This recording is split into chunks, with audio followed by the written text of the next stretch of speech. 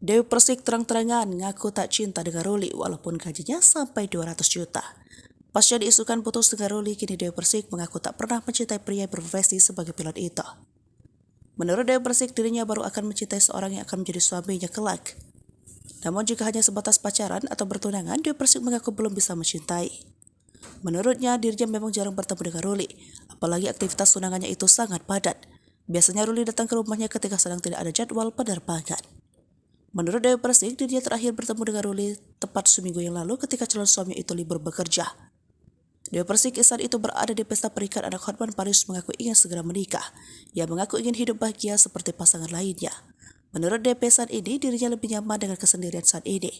Namun ia tak tahu siapa nantinya yang akan menjadi jodohnya. Dewi Persik tak membenarkan, tak juga menyalahkan isu bahwa dirinya kini sudah putus dengan Ruli. Ia merasa bahwa selama ini dirinya memang selalu menjalani aktivitas sendiri. Bahkan Dewi Persik bingung dengan gosip yang beredar. Ia mengaku hanya bisa menjalani kehidupan dengan baik. Namun DP menegaskan bahwa untuk menjadi calon suami maka seorang harus kuat mental. Dewi Persik mengaku bahwa komunikasi dengan Ruli hingga saat ini masih terjalin dengan baik. Dikatakan Dewi bahwa dirinya tidak berpacaran dengan Ruli tapi bertunangan.